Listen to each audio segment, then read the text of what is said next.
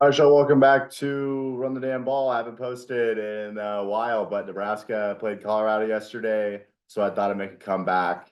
Um, there's just been so many different things in my mind about not only college football, but just this game that was played yesterday. It was the most invested I've been into a game watching, whether in person or on TV, in probably 5 years. And so, gonna dive into the game Nebraska had yesterday. What I think it means for Nebraska going forward, what I think it means for Colorado going forward. If you pay attention to the channel, I only put out really two videos this summer. It was Nebraska preview for the season where I said they go 9-3, and then the Colorado preview where I said they go 6-6. That very well could happen after what we've seen in 2 weeks. It's just 2 weeks of the season. But I'm going to go ahead and jump into this game, what we saw, everything. So yeah. Anyway, final score of yesterday's game last night, 28-10, Nebraska got the win. I don't even think I put my predictions out there on Twitter or anything. I kind of have been less active on this channel, but I thought it was going to be roughly like 35-28, maybe 42-28 for Nebraska winning that game. Obviously, there was less offense than that. I did not expect for Colorado to only score 10 points. That was not something that I saw coming at all. I did think our offense could definitely shut them down at times, but I thought, yeah, Travis Hunter and some of those guys are going to break out here and there. Which actually last year, if you really look back, they didn't have a ton of explosive plays. At least if you compare like what they did against North Dakota State, where they, at certain times were just running down the field like 60-yard plays or something. Maybe that was just Travis Hunter, and Jimmy Horn. But anyway, so I'm just gonna do a quick little dive into the past real fast, like the recent past.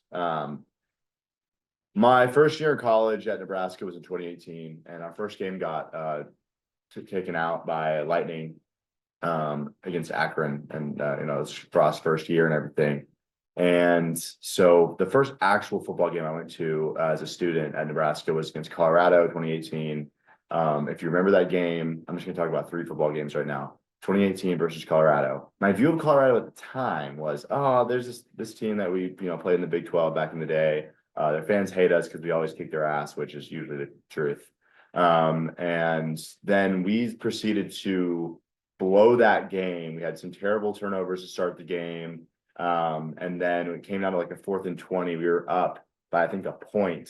Came down to like a 4th and 20 late in the fourth quarter. It was an incomplete pass, but our safety took off the head of one of the receivers. Obviously, a penalty. Colorado goes down. Laviska Shenault catches a touchdown pass. Nebraska comes down. They never finish the game, and they lose. And in 2019, we play Colorado again on the road. We're supposed to get revenge. We have a 17-point lead at half. We poop our pants and lose that game in overtime. And then 2020, and I went to that game with my brother. I woke up at 4 a.m. or like 3 a.m., got in the car with my brother in Lincoln, and we drove all the way to Boulder, just got in the stadium just in time. It was amazing. And I had not been invested into a football game as much as I was yesterday since that game. And that game sucked because that hurt. And we saw a lot of games where we either blew a lead or we just completely beat ourselves for about 5 years there, including last year. It was like 6 years straight, 2018, 19, all the way through 23. As Nebraska fans, we saw a team that had talent. Not all the time, but a lot of the time they had some talented players, and we saw so many times them just find a way to lose. So many Frost teams, especially, and it was like, oh my gosh! And that 2018 team, they weren't the beginning of that, of course, but that kind of era of me living in Nebraska, I saw so much of that for so long. And obviously, with yesterday, we're going to jump into what we saw in the game. I remember I was on the phone with my brother at halftime after we jumped to a big lead, 28-0. I'm on the phone with my brother David, and I'm like, we finally, like, I can't believe this has happened. I don't even know what we were even saying. We're just like, we finally got out of the funk, at least for now. Like, we finally have broken free. This is what it feels like to have a good team. Like, wow. Like, it just finally, it's been so long. That's what we kept saying. It's been so long since we felt good about our football team. Literally 8 years. Anyway, so 2023 is last year, and obviously it's just, year one with Matt Rule. I'm not even planning on going to the Colorado-Nebraska game last year. And then my friend Kylie texted me at like 9 p.m. the night before the game. Keep in mind the game's at 10 a.m. Mountain Time the next day. She goes, "Yeah, I have 2 tickets to the game. Are you coming?" Because she had got them late, and I was like, "Bet." And so I barely slept that, the night before. I had like an early morning flight. Somehow made it to the game on time. Crazy. And I wore this shirt and got on TV for doing this. So I have seen too much for this game yesterday to not mean a lot, because I got distant relatives who are Boulder people. And if I ever have to run into them, I don't want to hear about anything going forward. Who knows when we're ever playing Colorado again, because we don't have them on the schedule in the future. That's something I'm going to get into later. But going into this game, it meant so much because, one, we found the way to lose terribly the last 3 times, especially all the fumbles last year when our defense is playing great. We found a way to lose in 2023 so quickly. It's like fumble, fumble, fumble. Colorado starts blowing us out. It's like, we gotta flip it around, and they did that. I remember before the game watching film of Ty Robinson and Nash Hutmacher against Michigan. There were Colorado, probably Prime fans, not actually Colorado fans, they're Prime fans, did a breakdown of Nash and Ty and like what they did against Michigan last year. And I saw how well they actually played against the national championship O-line. They didn't get any sacks, but you saw them disrupt a lot of what Michigan was doing. And I was like, they did like a really good film breakdown on that. And I was like, dang, we actually have, we already knew, but I was like, yeah, okay, we actually have a really good duo there. And I don't think Colorado's gonna be able to block us again. They weren't really, we sacked them like 7 times last year. And sure enough, it was exactly what I thought it was going to be from those 2 guys. 3rd play of the game on offense for Colorado, and Shedeur drops back to pass. And it is like 2 seconds into the play, and Robinson's already like bearing down on him. I mean, if Nash Hutmacher's a polar bear, Ty Robinson's a grizzly bear, and he sacked Sanders in like 2.5 seconds. And that's when I knew it was over.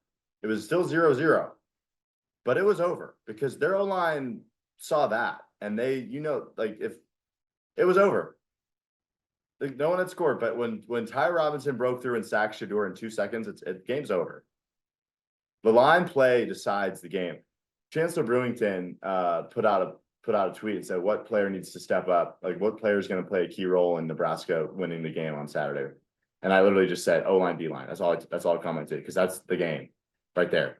Look, you can have all the flashy wide receivers. You can't block for them. Doesn't matter. It doesn't matter. Kansas has way better wide receivers than Illinois, but I'll have to watch the highlights. Kansas lost to Illinois yesterday. All right, you got to have big boys that run the field. That's how it goes. So we'll jump into the game, though. I haven't even talked about like any of the points that are scored in this game. I kind of went on. The way my brain works is it just side trails. I'll jump into side story, whatever. I just go. I'm bouncing everywhere. So you just have to deal with it. This is how it goes. I'm a serious college football fan. I will always follow college football. I find it fascinating, but I'm not gonna make this all like super like high level production. Like, this is just me at home with Memorial Stadium in the background right there. So this is gonna be simple. Anyway, we'll get into it. And I remember I had my friend John Luke come over and watch the game with me, which is fun because he's actually a Colorado native. He's not a Buffalo fan, he's a Broncos fan, but he never actually watched the game with me. He's one of my best friends. And so we were watching the game. It was really fun because he actually had never seen I hadn't been that crazy about a Nebraska game in years. And he actually saw it's kind of cool. You got to see that. But anyway, Colorado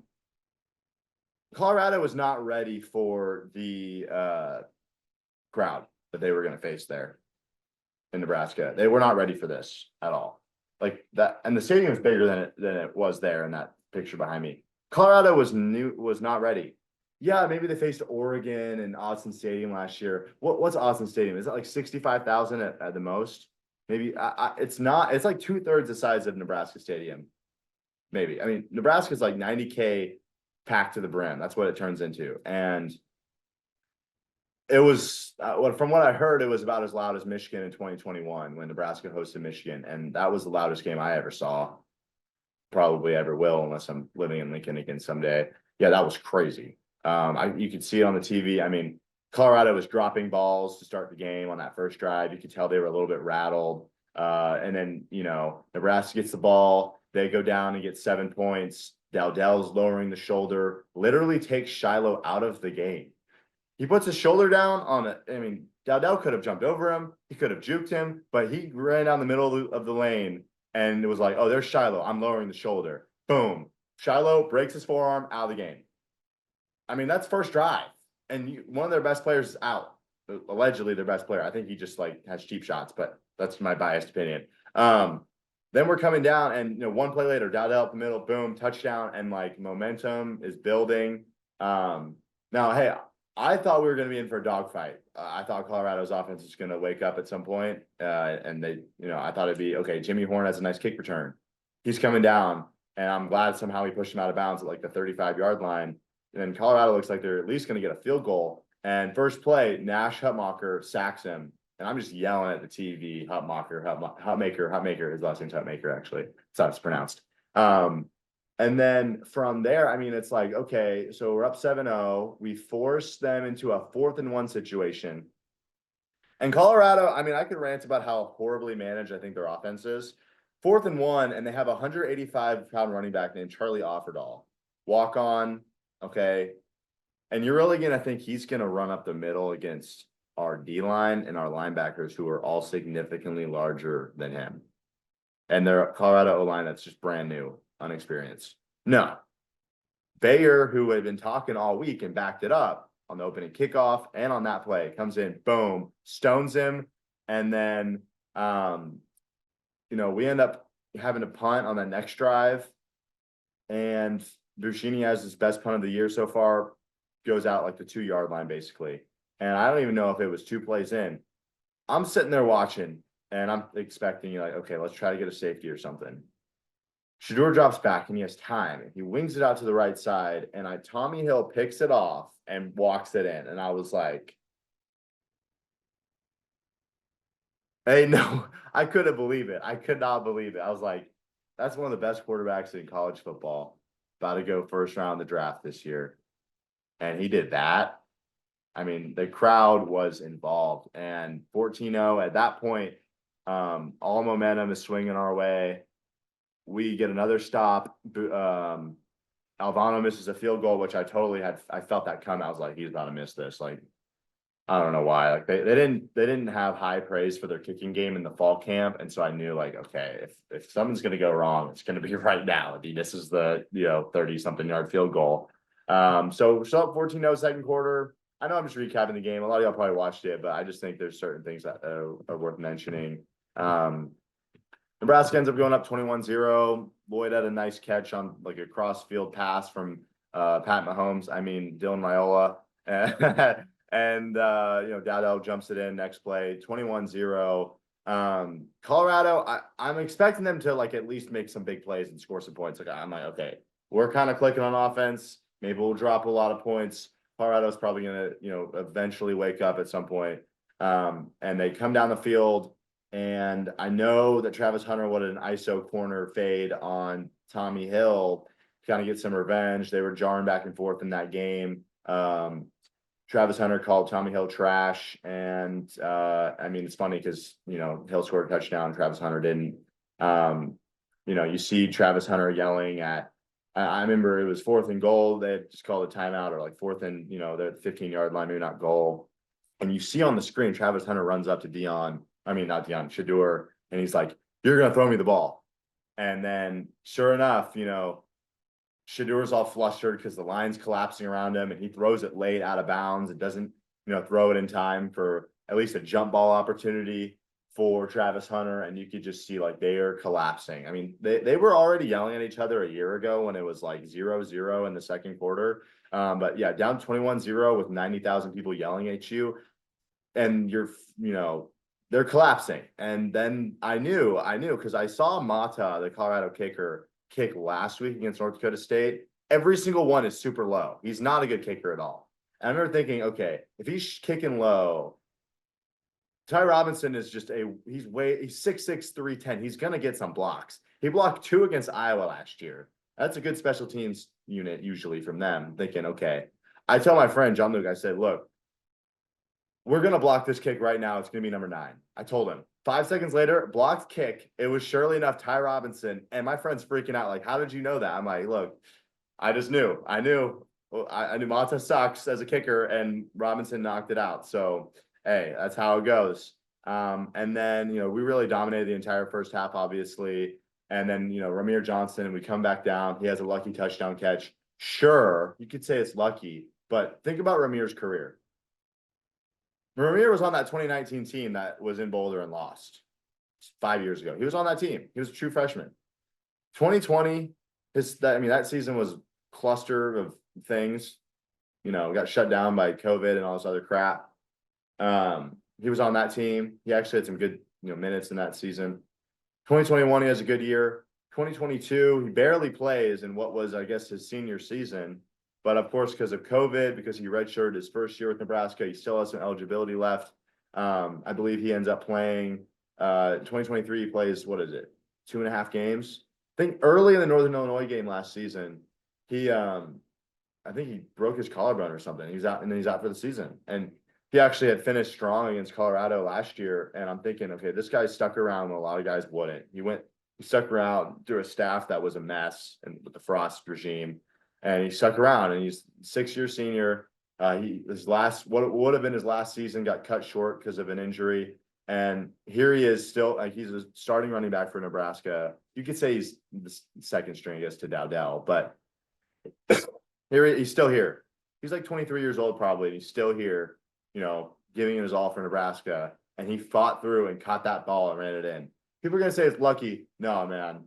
Like, for everything that's gone right and wrong at times in his career, whether it be injuries or coaching staffs, he's still there, and he deserved that. He deserved to make a play there, and I'm happy for him. So I know I'm going on a lot of side trails, but this is real nitty-gritty info that y'all should hear as fans of football, as fans of Nebraska, whatever it may be. And then, 28-0 is like, when's the last time we did that to a team? It reminds me, like someone said on Twitter, 2010 Missouri, and they scored 24 points in that first quarter of that game. 2010 Missouri, they knocked it out of the park in that first quarter against a top 10 team. Kind of felt like that. Obviously, that 2010 Missouri team is way better than this Colorado team. But anyway, moving on to second half, Colorado finally puts points on the board. They have a decent drive. Mata with another low kick finds a way to get it through, 28-3. But Colorado never recovered. There were way too many penalties on both sides. We had some trash Big 12 / former Pac-12 refs. Anytime Nebraska has Big 12 refs, just not really going to work out. They screwed over Nebraska in 2010. Why wouldn't they do, more Big 12 refs? Here we go. So, I don't really want to add any more to this game. I think the first half sums it up. Game was over at that point. Even if Colorado wanted to come back, I think that their psyche, it was just so, and their physically, they just were so roughed up. Shiloh goes out with an injury, breaks his forearm, or at least according to Dion, he broke his forearm. One of their starting D linemen from Colorado he was in a sling, so who knows what he did. One of their starting linebackers went out for targeting, did another targeting that probably should have been called. It's 28-3. They end up getting a fourth quarter touchdown. Their passing offense eventually got it a little bit together, but it just wasn't enough. I was a little bit worried. Like, Jimmy Horn had a really nice catch on the sideline that should have been called a catch. Like, they didn't overturn it. It was really fast, quick, tap in, and then he ran out of bounds, but they didn't get that call. There were calls that went both ways that were some bad, some were like, okay, but there were probably 5 to 6 bad calls. You can just say, like, that was a bad call, like missed targeting calls, holding calls that were called that shouldn't have been holding, missed holding calls, like the entire game. Like, Ramir had a nice first down catch where there was holding, and then later in the game he was called for holding when all he did was push someone to the ground. It's like, these are trash refs. That's what they were dealing with. But end of the day, Colorado got roughed up for sure, and Shedeur was out there risking his life.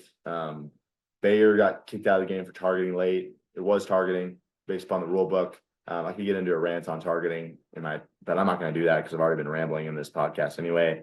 But Shador slid, got his head taken off a little bit by Mekhi Bayer's like shoulder arm kind of came in, boom. And I'm like, okay, people are complaining about that on Twitter. Look, if you're Shador and you're going to release a trash rap song over the summer and then promote it, you're going to get hit in the head like that. You're going to get roughed up. That's how it goes. If you release trash rap and promote it, you may be a good quarterback, but you deserve to get wrecked, in my opinion. That's just, hey, that's how I see it.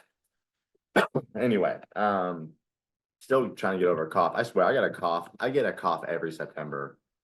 I don't know what it is. I think it's the season change. But what else would I put on to add into this game? I have so many notes I just kind of threw on a Google Doc. But yeah, end of the game, students storm the field. There's a video of Nebraska playing Shadur's trashy rap song. And when I say trashy, I mean like the music sucks. That's what I mean. Like, if you ever look it up, it's just repetitive trash rap is what it is.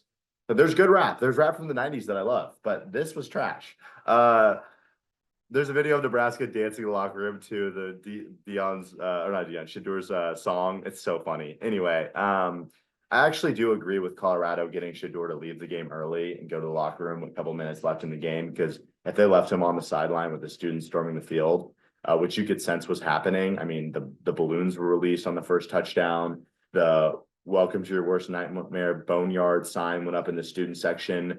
Everything it's a rivalry win over a team you needed to beat really bad.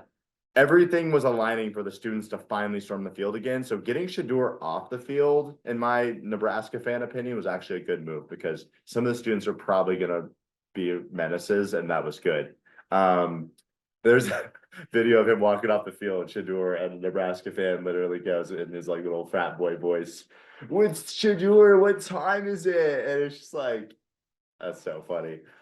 Anyway, but yeah, so that's the game. I guess I kind of summed up really everything as quick as I could. I mean, there's so much to unpack.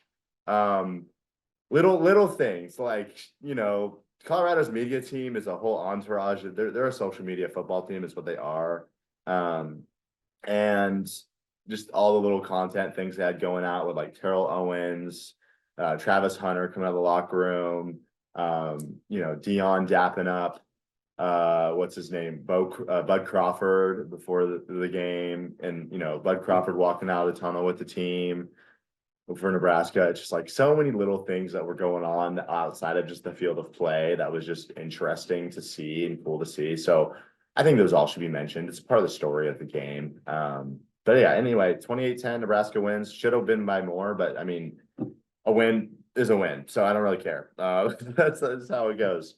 Nebraska now is ranked. It's Sunday that I'm recording this. Nebraska is now ranked 23rd in the AP poll, first ranking since 2019. I think they were technically 25th last time they played Colorado in 2019.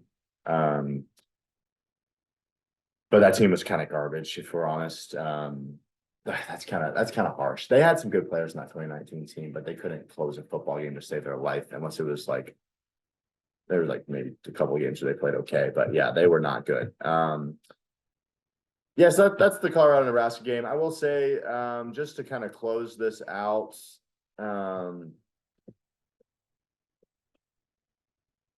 Colorado's a fascinating football team because they're trying to do it differently than anyone's ever done it before, with the transfer portal being their main mode of adding new players every year. With how much, think about the number of players that have come and went from that program in the last 3 years. I mean, they've had probably like so many guys leave and come in and leave again. I mean, it's just crazy.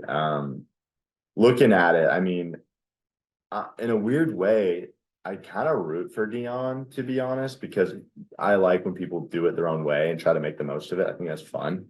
I understand why people don't like him, or just how program is run, and all that. How they treat certain media members that are harsh on them, like Sean Keeler from the Denver, what newspaper, but you follow Colorado, you probably would know what I'm talking about, how they have certain media members they don't want to have questions from, and certain that they like because they pander to the program of what Dion's doing. And so I understand like both sides of like pro and anti, people when it comes to Colorado football. it's not sustainable. I mean, we know that. It's fun to watch. Like Shador is fun to watch. He's one of the best QBs in the country. Travis Hunter's the best athlete probably in college sports right now. But it's an AAU basketball team is what it is. Okay, yeah, you have 3-star players, Jimmy Horn, Travis Hunter, and Shador Sanders, but you're not a team. They're not like a cohesive football team. Okay. And that's the difference between Nebraska and Colorado right now. A year ago, Nebraska was bad when they faced Colorado, and Colorado was peaking. And so that's why the game was the way it was last year. But you see the way it goes when you build a football program the way Matt Rule is, which is more of a classical way of doing it, versus what Prime is trying to do. It's two totally different worlds. And I'm rooting for Colorado in a way because I usually would root against them, honestly.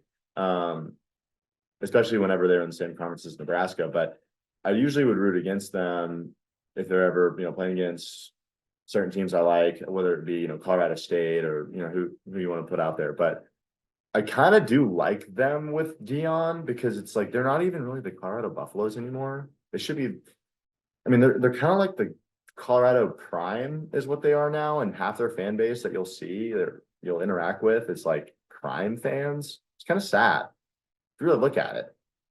They've been to one bowl, minus the 2020 season. They've been to one bowl since 2007. Like that's just not good football, straight up. Like they've just been down bad, and Nebraska's been down bad too, quite a bit since 2000. But I could get into it more, but I don't know what else I could really say. If they want to go to a bowl game, if Colorado wants to get to a bowl game, and I could go through the rest of their schedule and say who I think they're going to beat and not beat. I'm not going to do that though.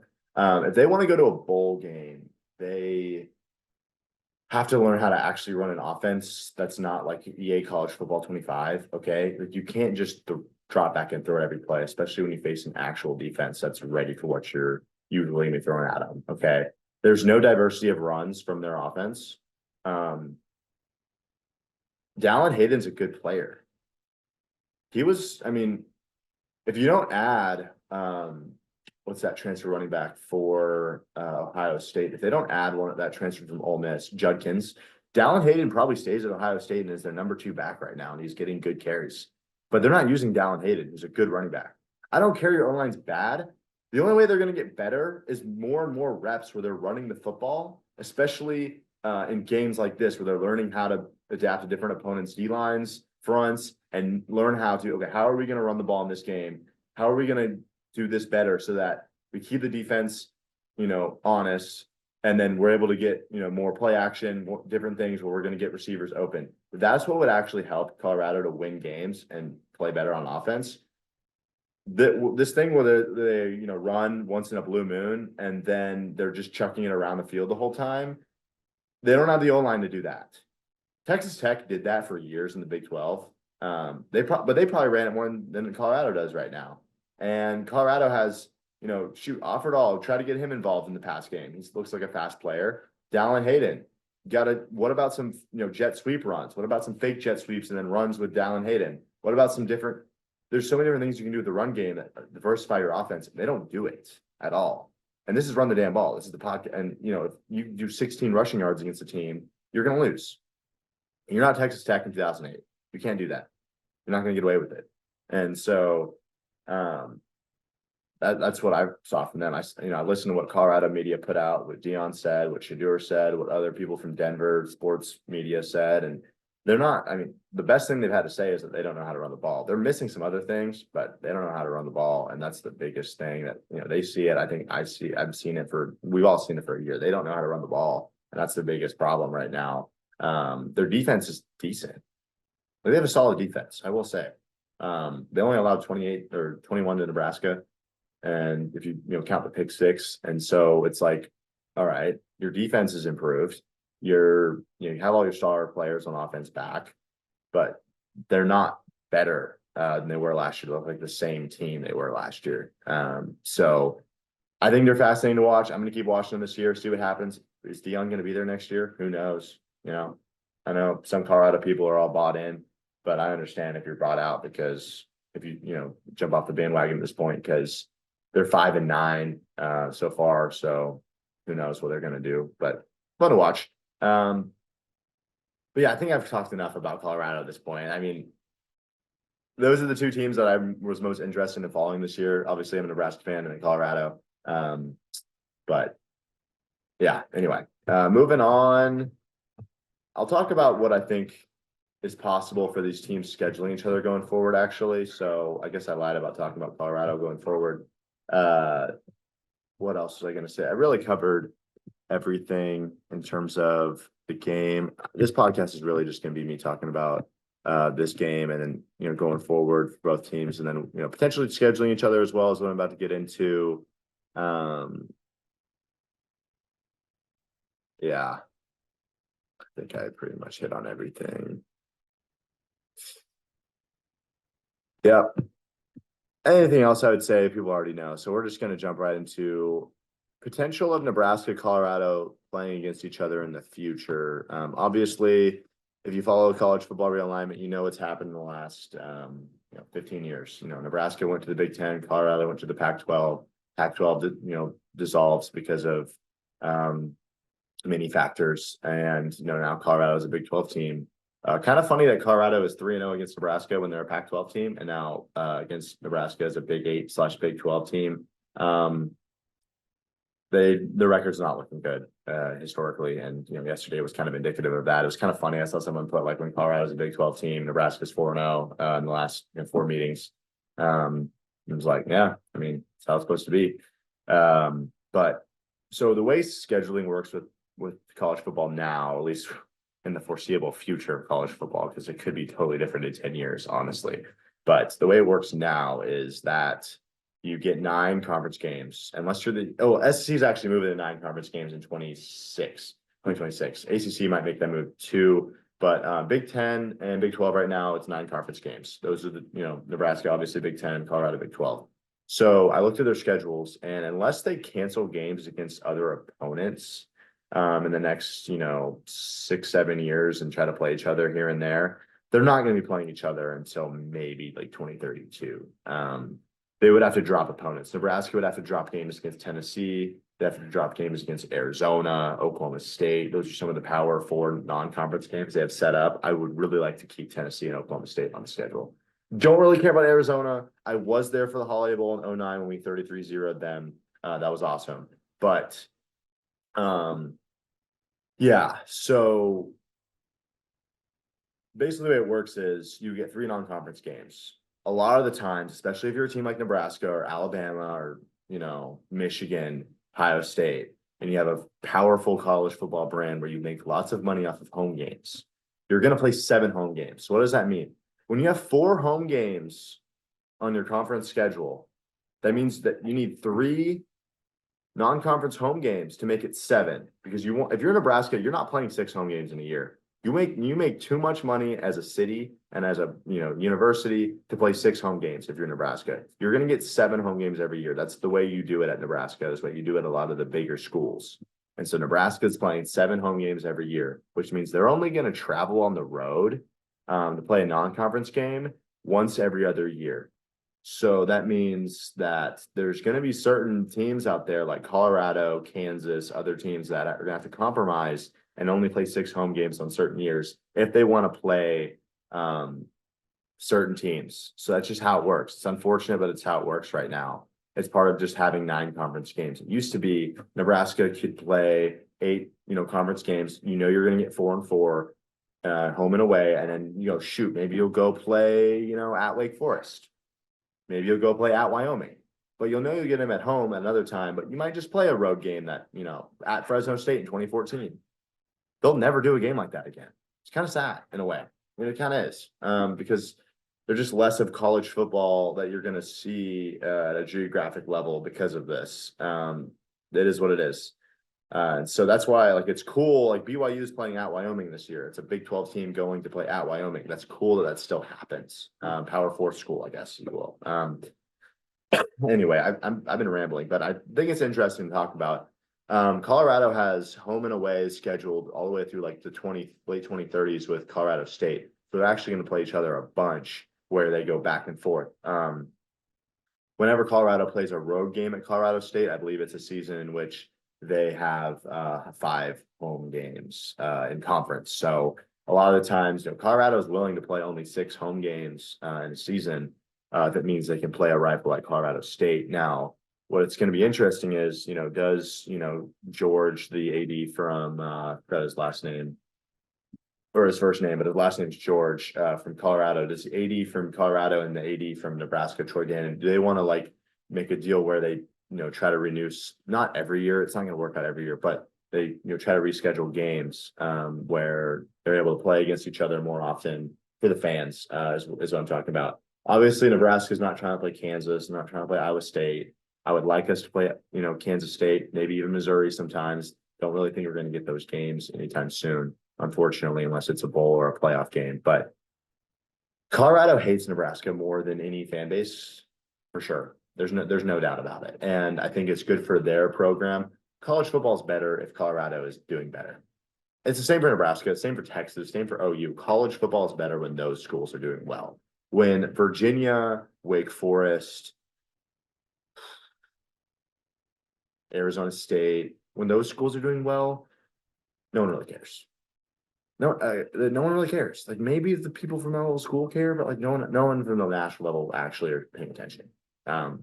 National brands carry more weight, and it's more fun when the hippies out in Boulder are having fun in football instead of hiking or doing whatever else they do.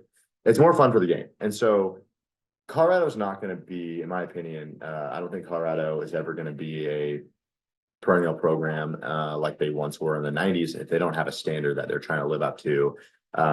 Maybe they find that somewhere in the Big 12, maybe. But if they're able to play against Nebraska, it's better for Nebraska because it's a historical rival. It's better for our fans. Better for Colorado because they're playing a team that they actually hate because they don't really have anybody to hate in the Pac-12. And that's what they left, and now they're in the Big 12, and they don't really have any. I mean, maybe they have a rivalry with the Kansas schools. They got Utah, but Utah kind of kicks their butt every year. Like Nebraska versus Wisconsin is kind of like Colorado versus Utah. It's like you kind of want it to be a rivalry, but it's not a rivalry. So hopefully there can be years where they try to align it where Nebraska's 1 year they can make that travel because they have 5 home Big Ten games and 2 home games otherwise in non-conference. They can make the trip to Boulder, and then same way other way around where Colorado has 6 home games, they can go play at Nebraska, alternate as much as they can. I don't think we're going to see this matchup again until maybe the 2030s, unless there is a games canceled or it's a bowl game or playoff game or something like that. We're not going to see these teams play each other. And the same goes for the rest of the Big 12 schools that we once used to play. So that's the way college football is. I'm just happy Nebraska's playing more West Coast schools now instead of more of the Big Ten West because that was trash. We were also trash during that period, but that was trash. So but I think I've rambled enough. I'm going to try to do a video on reacting to other games from this past weekend, what I thought and what I think is going to happen in week 3. Week 1 kind of sucked this year, if I'm going to be honest. There were so many FCS versus FBS games, which just was boring. It's like those games don't matter. Like Delaware State, Hawaii. Like Murray State versus Bama. I know that probably didn't happen, but like in my brain, that's like all that the SEC did last week, besides LSU and a couple other schools. It was like, okay, week 1 is just boring. Week 2, it used to be the other way around, where like week 1 would be jam-packed. Week 2 was like everyone gets their cupcake game in. It flipped. Now it's like week 1, cupcake. Week 2 was like awesome. So that's kind of how it went. I'll react to some games, hopefully, but I've been rambling for long enough. I don't even know what else I have to say, but Nebraska finally got their win over Colorado that they've been needing. When I go to Colorado to either, travel or, do whatever, I can wear a Nebraska shirt and not have to deal with y'all, I'm going to feel great. So I think that's everything I got to say. Go Big Red, run the damn ball. Good luck to Colorado the rest of the year. It'd be fun to see, Deion's, prime bandwagon run on for a long time. But unfortunately, if yesterday is an indicator, I don't know how much longer this is going to last for them. But hey, that's all I got. We out.